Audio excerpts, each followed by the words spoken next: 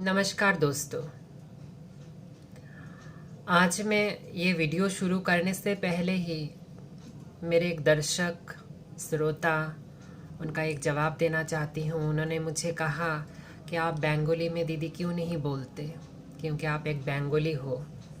तो मैं उनका ये जवाब देना चाहती हूँ इस वीडियो के थ्रू कि मैं सभी प्रदेशों के लिए, सभी भाषाभाषी लोगों के लिए ये वीडियोस बनाती हूँ ताकि सभी तक मेरा ये आवाज़ आज भले नहीं पहुँच रहा है, लेकिन जिस दिन भी दिन पहुँचेगा उनको मेरा ये बोलना समझ तो आएगा। क्योंकि हिंदी राष्ट्रभाषा है हमारा और हिंदी सभी लोग थोड़ा ज़्यादा समझते हैं, तो इसलिए मैं हिंदी में बनाना ज़्यादा प्रेफर करती हूँ ताकि सभी लोग समझ सकें। और आपने कहा, आपको बहुत बहुत धन्यवाद है और मैं ज़रूर कोशिश करूँगी कि मैं बेंगोली भी बहुत सारा बोल सकूँ इस वीडियो में। ठीक আছে? तो আপনাকে অনেক অনেক ধন্যবাদ। আর আজকে আমার যে মেইন टॉपिक विषय ये है कि अगर हमें बेटी बचाओ ये नारा को सफल करना है तो मैं गवर्नमेंट से, कोई एक प्रदेश के गवर्नमेंट नहीं, सभी राज्यों के गवर्नमेंट से एक अपील करना चाहती हूँ और केंद्र सरकार से भी मैं एक रिक्वेस्ट कर रही हूँ कि आप स्कूलों में, पाठशालाओं में, कॉलेजों में, कहीं पर भी, सभी जगह पर ये कंपलसरी कर दीजिए कि लड़कियों को डिफेंस का शिक्षा दिया जाना होगा स्कूलों में निःशुल्क रूप से। क्योंकि अभी भी ये कराटे, बॉक्सिंग वगैरह शिक्षा तो दिया जाता है, लेकिन वो प्राइवेट के रूप से ही होता है। सभी लोग एफर्ट नहीं कर पाते, उन सब क्लासेस को अटेंड नहीं कर पाते। जब ये निःशुल्क हो जाएगा, स्कूल कॉलेज में अवेलेबल हो जाएगा, मैं समझती हूँ सभी लोग इसको स्वीकार करेंगे और ये कंपलसरी कर दिया जाना चाहिए ताकि लड़कियाँ सशक्त बन सकें और अपना खुद का ही सुरक्षा खुद के जिम्मेदारी से उठा सके। एक और दूसरी बात, लड़कों को घर से क्या शिक्षा दिया जाता है, क्या नहीं दिया जाता, मैं इस बात पर ना बोलते हुए स्कूल कॉलेज जहाँ पर हमारा कहते हैं ना, शिक्षा जो स्कूलों में हम सीखते हैं उसी से ही हम भविष्य में का बनते हैं। तो स्कूल कॉलेज के टीचर्स जो भी कोई हो, सभी को ये जिम्मेदारी उठाना होगा ताकि टीन एज से जब लड़कों के दिमाग में बहुत सारी बातें आती है, हार्मोनल चेंजेस आते हैं, तब उनका आइडियल क्या है। एक तो देखो, हम लोग देखते हैं कि हम जो भी टीनेजर हैं, लड़का हो लड़की हो, सभी के आइडियल ज़्यादातर वो लोग बॉलीवुड को मानते हैं, बॉलीवुड के हीरोज़ को मानते हैं और फिल्म्स देखते हैं और वो सब देख के अपने अंदर बहुत कुछ एडप्ट कर लेते हैं। तो उन सब से जो प्रभाव पड़ता है, और बॉलीवुड में क्या दिखाया जाता है कि आप ऐसा करते हो तो पैसा मिलेगा, लड़की मिलेगा, एक के साथ नहीं 10 के साथ आपका रिलेशन होगा। इन सभी चीज़ों का प्रभाव हमारे ऊपर पड़ता है, दिमाग के ऊपर पड़ता है और उसी का ही बाहरी रूप मुझे लगता है वन काइंड ऑफ कि ये सब प्रभाव पड़ रहा है हमारे समाज के ऊपर। तो अभी बॉलीवुड को भी या फिल्म सिटी को भी, बॉलीवुड चाहे कोई भी हो, फिल्म सिटियों को भी ये सोचना होगा कि अगर हम इस राष्ट्र को, भारत को सशक्त बनाना है, बेटी बचाओ ये संकल्प को पूरा करना है, हमारा समाज ये कलुषित ना हो, कुकृत्य वाला ना हो, अच्छा हो, আমাদের ছেলেরা যেন ভালো হয়, সুশিক্ষিত হয়, মেয়েরা যেন বেঁচে থাকে, তাদের যেন ভয় পেয়ে না চলতে হয়। আজকে কেন মেয়েরা ভয় পেয়ে চলবে? একটু অন্ধকার হলেই কোথাও অন্ধকার জায়গা দিয়ে আমরা চলতে পারি না, আমাদের ভয় লাগে, কেন এরকমটা যেন না হয়।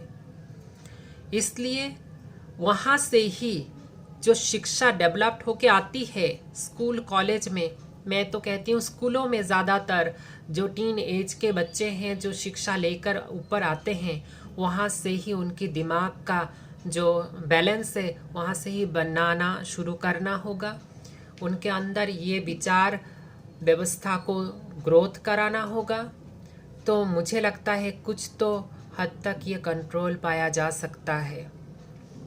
आप देखेंगे कोई भी प्रदेश हो, त्रिपुरा जैसी छोटी स्टेट से लेकर मुंबई जैसे बड़े सिटी या उत्तर प्रदेश जैसा बड़ा स्टेट, कहीं भी ये अछूता नहीं रहा। सभी जगह में ये गंदा चीज़ हो रहा है, स्प्रेड हो रहा है। चारों तरफ हमारा समाज गंदा हो रहा है, चारों तरफ ये गंदगी फैल रही है। तो हमें कैसे करके भारत जो कभी इतना श्रेष्ठ था वो इतना गिर रहा है। आज भारत को देख के क्या शिक्षा लेंगे दूसरे लोग? ऐसा हमारा समाज इतना नीचे गिर गया है। तो और एक चीज़, एक बेटी के साथ बलात्कार जैसा गंदा काम होता है और इस पर भी राजनीति खेला जाता है। ये पार्टी वो पार्टी, में किसी पार्टी के पक्ष में नहीं बोल रही, सभी पार्टियों को देख रही हूँ। ये पार्टी भी अपना रोटी सेक रहे तो ये पार्टी भी अपना रोटी सेक रहे। क्यों भाई? इंसानियत का कोई मोल नहीं रहा। इंसानियत क्या ख़त्म हो रहा है?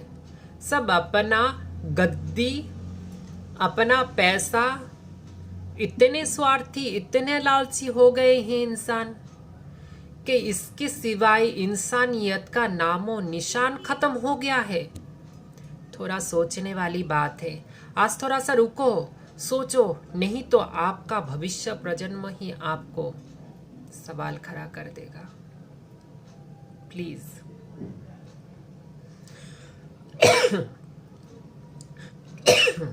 सॉरी। तो इस बात का जरूर ध्यान रखें। और एक बात, इंसान जो जिसके साथ होता है ना, उसको मालूम होता है कि उसके साथ क्या हुआ है, उस फैमिली को मालूम पड़ता है। प्लीज़, चाहे वो बलात्कार हो, चाहे वो कोई भी चीज़ हो ऐसा जो समाज को गंदा करता है। आज सुशांत का केस देख लो। सुशांत केस में भी ऐसे ऐसे तोड़ मोड़ करके केस को बहुत डाइवर्ट करने की कोशिश की गई।